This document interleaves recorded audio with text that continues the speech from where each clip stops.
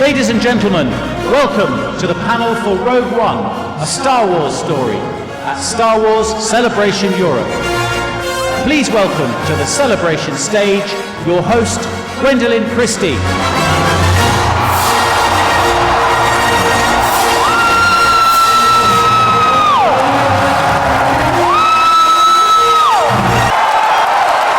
Is everyone excited to be at Star Wars Celebration?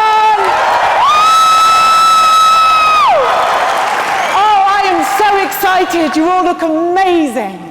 This is my first Star Wars celebration, and I get to be here not just a fan but on this stage for the first time while we introduce Rogue One, which is the first Star Wars standalone story. Introducing President and Producer, President of Lucasfilm, it's Kathy Kennedy.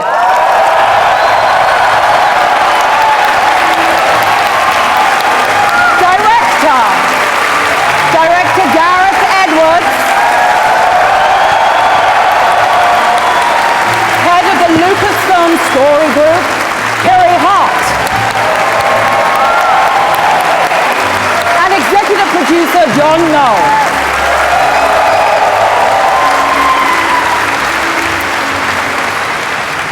Okay, it's very exciting. How come London?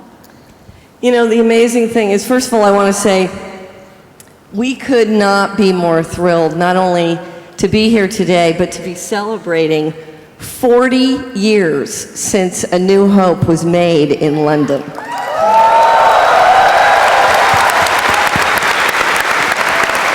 We have Lucasfilm people here. We have crew from Episode 8 as well as Rogue One. So it is a genuine Star Wars celebration. A Star Wars story, you know, the thing is, we have this amazing opportunity to be able to tell stories inside this incredible universe. And in the past, all the Star Wars movies have been made as either sequels, prequels, and now we can have these standalone movies that can explore different characters, different places, different planets, different experiences all the way around, and I think that that's something that all of us are extremely excited about. I mean, I think I'm probably a lot like everybody in this audience in that I watched A New Hope every day growing up until that Betamax tape was completely worn out. And if you told me that one day I'd get to direct this film, I'd never have believed you. Like, I sort of think in some parallel world I'm out there watching me on stage, very jealous, saying, "Shut up, you idiot, I should be doing that." And it's just been the most insane, most surreal experience you could ever have. Every day, just when you think you've had the craziest day in your life, the next day tops it. Was there a particularly memorable day for you? There's a million. I guess on one occasion, we were filming, I was with Felicity, and we're in the middle of a shot, and someone just nudged me and said, pointed at this guy in the corner and said, "Do you want to meet Luke Skywalker?" And I looked over and there was Mark Hamill. And I was like, you know when you go up to someone and you're so much in awe of them, I don't know what I said to him. I was trying to be articulate and intelligent, and I don't know what came out. And he was being really sweet and complimentary. And all I was thinking as he was talking to me, I was just looking in my peripheral vision going, please, Lord, someone be taking a photograph of this. Like, no one's going to believe that I met Luke Skywalker. And the problem with this film is you can't talk about it. You can't tell your friends, you can't tell your family anything. And all I wanted to do was go home and go, I met Luke Skywalker. And everyone's like, how was work? And you're like, yeah, it's all right. Yeah, fine. Yeah, actually, this started about 13 years ago when we were shooting Episode 3 in Sydney. And I heard that George and Rick were developing this live-action TV series. And I got thinking about what sort of fun stories you might be able to tell in that episodic format. And I started playing around with this idea, drawn from the opening crawl of 4, of this sort of Mission Impossible style spy mission to steal the Death Star plane.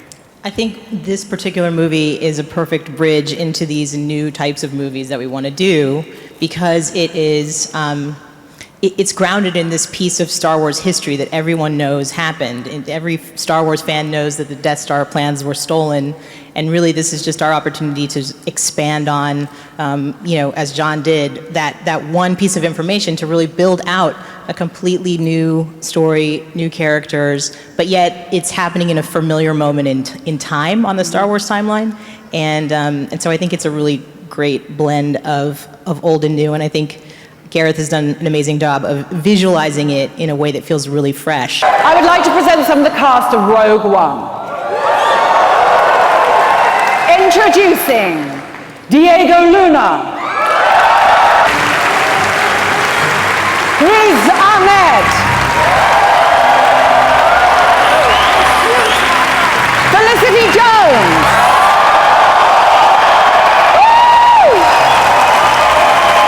Donnie,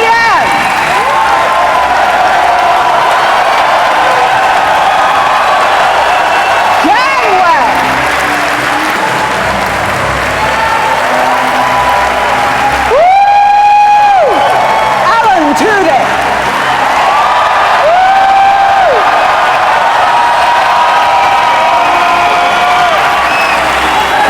Mikkelsen. And Whitaker.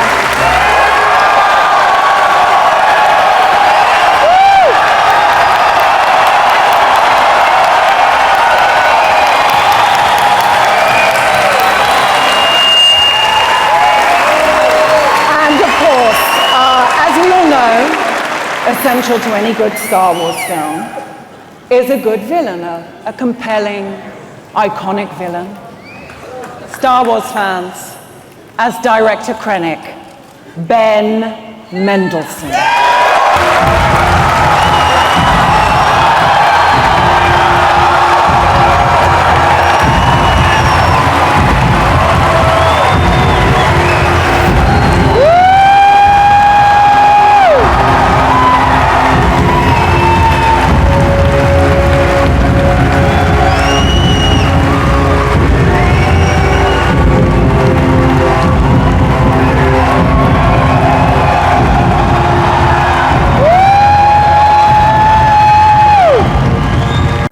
Last year, I had the incredibly surreal experience of being made into a Star Wars action figure.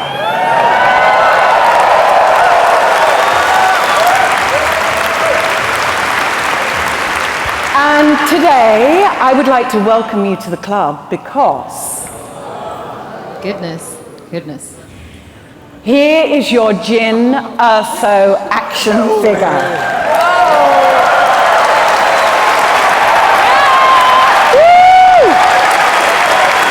Oh my goodness. Thank you very, very much. I feel very privileged to have joined the Star Wars doll universe. This is actually the very first toy being revealed from Rogue One. It's not as good as mine, but you know, it's great nonetheless. I don't know, she's got a pretty cool Han Solo gun belt. Woo! Oh yeah, inspired by Han Solo. I feel there's one major difference between Jyn Erso and other Star Wars heroes, Rey and Luke. And that main difference would be that Jyn, she's not a character who's asking, who am I and where have I come from? She very much, we know that about her. We know where she's come from. And that fact is what propels the story and is the beginning of Jyn's journey to find out what her reason is and her course. Hi everyone. I just want to say I've been waiting for this night for quite a long time. This is actually what got me into the project, the chance to share this energy. It's fantastic. So yes, I play Captain Cassian Andor, and he works for the rebellion, for intelligence, and the team starts being just the two of them. Jin and Cassian, but as the story continues, the team grows. And like any team, there's frictions, there's issues, and it's Cassian who has to keep them together. And one of the most important members of this team is a droid, an Imperial droid that is reprogrammed by the rebellion. And his name is K2SO. And he's probably the best friend Cassian has in the rebellion, or the only one. Can you tell us a little bit about what it's like being a droid in a Star Wars film? Cassian reprogrammed him, and he did like a data wipe. And when he reprogrammed him, he's not quite all there. He speaks his mind and says things that, I don't know, can be unsettling and just very honest. And it was great. It was great to play him. There's amazing droids in the Star Wars universe. Bodhi is a pilot, and he works for the Empire, you know, to earn a living. And like, you know, people work at big organizations, they don't agree with everything they do. But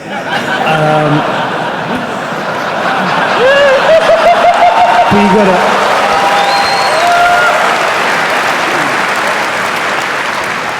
He's maybe... You don't have to get judgy. It's maybe questioning. Yeah, exactly. Maybe. He's kind of questioning things, and the planet that he is, the city that he is from, is actually an occupied planet, and it's the actions of the Empire and the stuff that he's forced to be involved with over there that kind of makes him question his career counselor. And Bodhi's home is also where we meet Donnie and Zhang's characters. Baze and Chirrut. Gareth, can you tell us about Jeddah? Yeah. Jeddah's, I guess the easiest way to explain it is obviously our film takes place in a time where there are allegedly no Jedi remaining, but people still believe in the Force, and they still have that spirituality. And essentially Jeddah's like, I guess, like the Mecca of Star Wars, in that people go on pilgrimages, and the problem is right now is when the story begins is it's an occupied territory by the Empire, and we get sucked into a story that involves these wonderful people to the side here. And two of the most important characters we meet in Jeddah are Chirrut and Baze. They become crucial to the team and are played by Donnie Yen and Zhang Wen.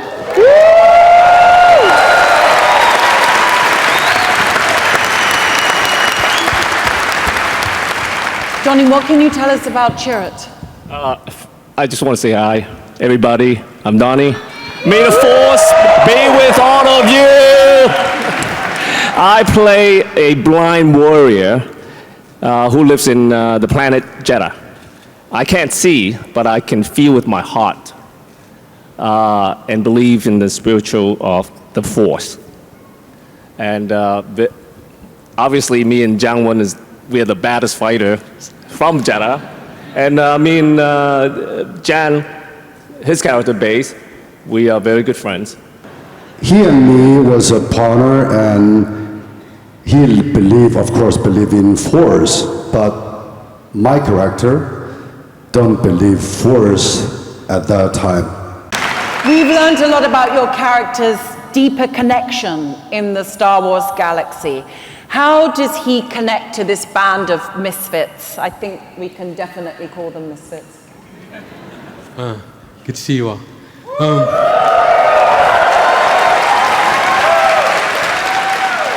Saw Gerrera is a rebel fighter. He's been fighting for years against the Imperial occupation. He's a guerrilla fighter. He has been controlling a group of rebels that are out to the extreme. We're talking about that there's a series of different rebel groups that coming together as an alliance, and all of these people are different parts of that. I'm leading my group, which by any means necessary, he'll do what he needs to do in order to save the world. He was trained as a guerrilla fighter, and then he was trained by the Jedi as well. And I just want to take a moment to say, like, none of this would be happening if it wasn't for George Lucas. The guy's a genius.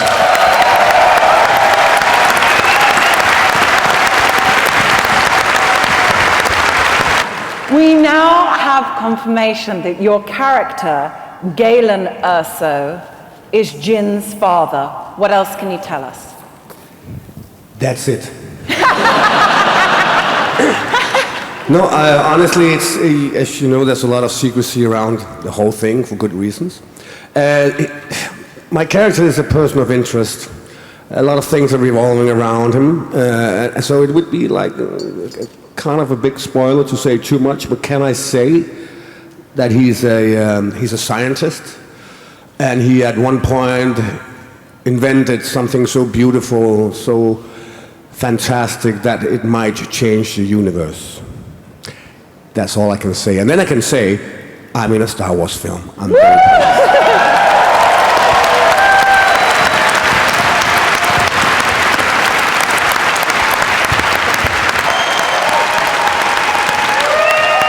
Wasn't that amazing? Amazing!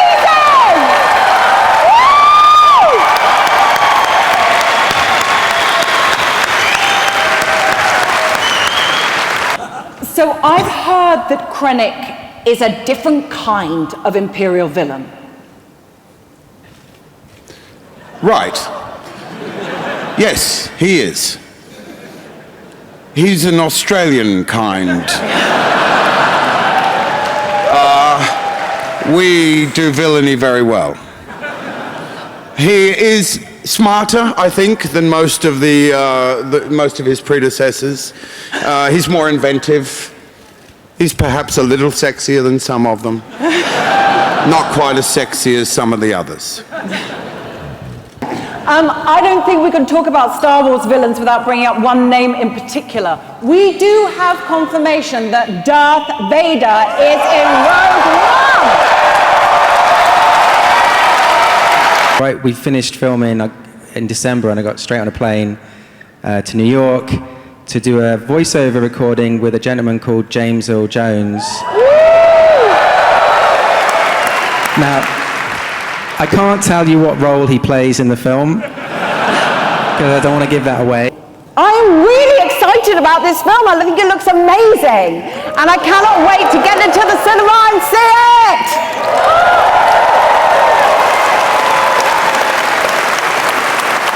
Thank you very much to all of you fans who are in the room, all of you who are at home watching on the live feed. Thank you to our incredible filmmakers. Thank you to our amazing cast.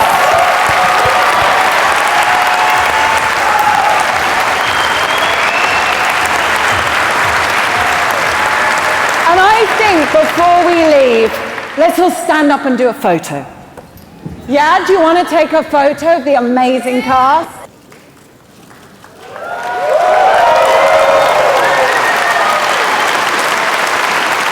Wow, so what did you think of that? Now, staying with Star Wars, for many of us, John Williams and his rousing scores are practically synonymous with the franchise.